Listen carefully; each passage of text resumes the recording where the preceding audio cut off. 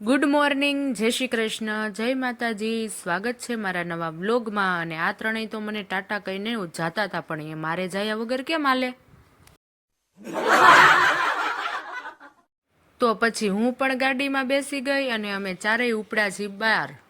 પણ ક્યાં જાવીશી એ જોવા માટે તમારે પૂરો વિડીયો જોવો પડશે. જો કે તમે થંબીલ જોઈ છે એટલે તમને ખબર જ છે અમે ક્યાં જાવીશી. અને આ અમારી દામનગરની ખાણીપીણી બજાર હતી. આ ખાણીપીણી જોતા જોતા અમે આગળ વધી રહ્યા હતા.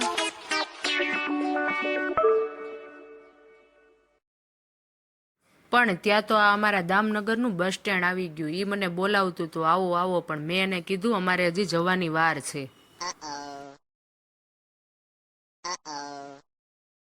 અને ત્યાં તો આ દામનગરનો ગેટ આવી ગયો, જે ગેટની બહાર એન્ટર થવાનું હતું.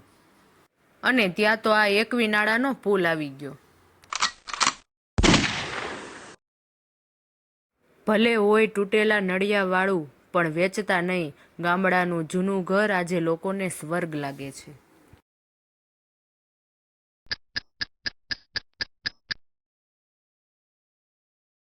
પછી ગાડીને ભૂખ લાગી હતી તો વયા ગયા પેટ્રોલ પુરાવા માટે. અને પેટ્રોલ પુરાવીને આ પેટ્રોલ પંપથી લઈ લીધી વિદાય.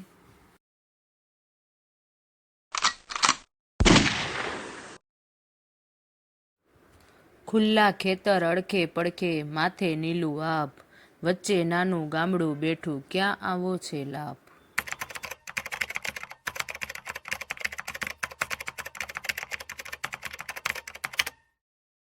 અને જે સમૂહ લગ્નમાં અમે ગયા હતા એ સમૂહ લગ્ન જો અહીંયા હતા. અને આ આખી સ્કૂલ જેવું છે ને, આ કોલેજ આપણે યે હે મોહબ્બતે મૂવી છે ને એમાં જે છે ને એ પ્રકારની જ આ બનાવેલી છે. અને એની બાજુમાં છે આ ગુરુકુળ, અહીંયા બધે ભણવા આવે છે.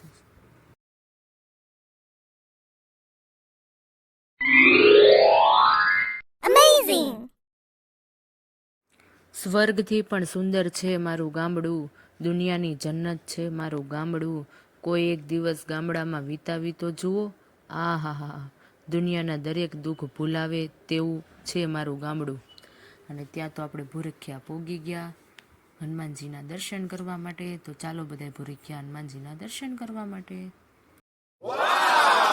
હે દુઃખ ભંજન मारुति नंदन, सुन लो मेरी पुकार, पवन सुत विनती वारंवार, पवन सुत विनती वारंवार. Amazing! અને જો ભૂરખિયા હનુમાન દાદા વિશે તો હું એટલું જાણું છું કે તેઓ સ્વયંભૂ પ્રગટ થયેલા છે. અને સંવત 1642માં તેઓનું પ્રાગટ્ય થયેલું છે.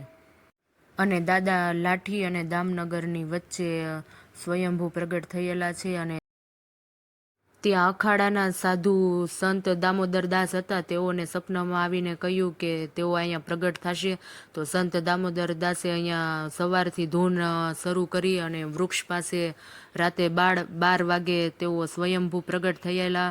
અને પહાડ ફાડીને બહાર આવેલા. એટલે કહેવાય છે કે તેઓ જમીનમાંથી પ્રગટ થયેલા છે. ભૂ એટલે જમીન, અને જમીનમાંથી પ્રગટ થયેલા છે એટલે એમનું નામ ભૂરખિયા હનુમાનજી પડેલ છે. તો ચાલો આપણે બધા હવે ભૂરખિયા હનુમાનજીના દર્શન કરી લઈએ. જો આવું મંદિર છે અને આ હનુમાનજી મહારાજ બેઠેલા છે. અને અહીં ખૂબ જ ટ્રાફિક હોય છે. શનિવારે તો બહુ જ લાઈન હોય છે. જો ભૂરખિયા હનુમાનજીનું મંદિર આવું છે. અને અહીંયા છે ને થાળ ને એવું પણ થાય છે. અને સવાર સાંજ દૂરથી આવતા લોકો માટે ભોજન વ્યવસ્થા છે, રૂમ વ્યવસ્થા છે, બધી જ વ્યવસ્થા છે. તો અમે પણ દર્શન કરી લેવી અને તમે પણ દર્શન કરી લેજો ભૂરખિયા દાદાના. અને મારી ચેનલને લાઈક, શેર, સબસ્ક્રાઈબ જરૂર કરજો. Amazing!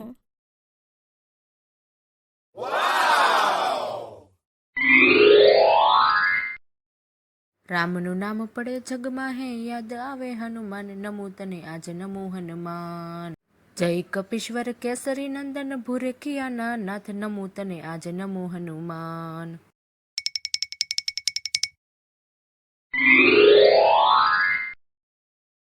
પછી લાઈન હતી એટલે મારો વારો અત્યારે આવ્યો. તો મેં પણ દર્શન કરી લીધા અને રિયાન્સીએ પણ દર્શન કરી લીધા અને પ્રસાદી લઈ લીધી. પછી બાજુમાં રામજી મંદિર છે તો તેના દર્શન કર્યા. કહેવાય છે કે ભગવાન રામને પણ ઋણી રાખ્યા હતા હનુમાનજીએ. राम आएंगे तो अंगना सजाऊंगी, दीप जला के दिवाली में मनाऊंगी, मेरे जन्म के भाग आज खुल जाएंगे, राम आएंगे. પછી રામ ભગવાનના દર્શન કર્યા અને પછી બાજુમાં ભોળાનાથનું પણ મંદિર છે તો ત્યાં ભોળાનાથના પણ દર્શન કરી લીધા. कैलाश के निवासी नमो बार बार हूँ, नमो बार बार हूँ, आयो शरण तिहार शंभु तार नार તું, શંભુ તાર નાર તું. અને આગળ મેં જે દામોદર સંત કીધા એ આ દામોદર સંત. પછી અહીંયા બહુ જ ટ્રાફિક હતું એટલે આપણે હનુમાન ચાલીસા કરવા બેઠા નહીં ને. જ્યારે અમે મંદિરે આવીને ત્યારે અહીંયા બેસીને હનુમાન ચાલીસા કરવી હતી. અને પછી આ રિયાન્સીએ જો શ્રી ભૂરખ્યા હનુમાનજી વિજયંતે. ભૂરખ્યા હનુમાન દાદા તમારી મારી બધાની ઈચ્છા પૂરી કરે. અને જો આ ભૂરખ્યા હનુમાનજી મંદિરનું ફરતું વાતાવરણ અને આપણા ધર્મની ધજા. અને જે લોકો અહીંયા આવે છે તેના માટે આ રૂમ વ્યવસ્થા છે અને નીચે થાળ કરે એના માટે છે. ભૂરખ્યા હનુમાનજી મંદિરનું કાર્યાલય અને અહીંયા બે હાથીને બેહાડેલા છે અને ઉપર ધર્મની ધજા લહેરાઈ છે. અને અમે પછી ફોટોગ્રાફી કરી અને વિડીયોગ્રાફી કરી.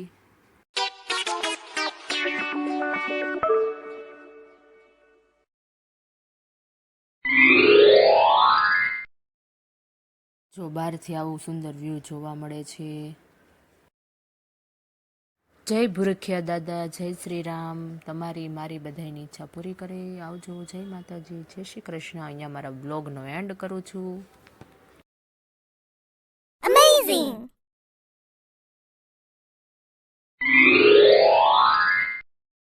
Like, share, subscribe.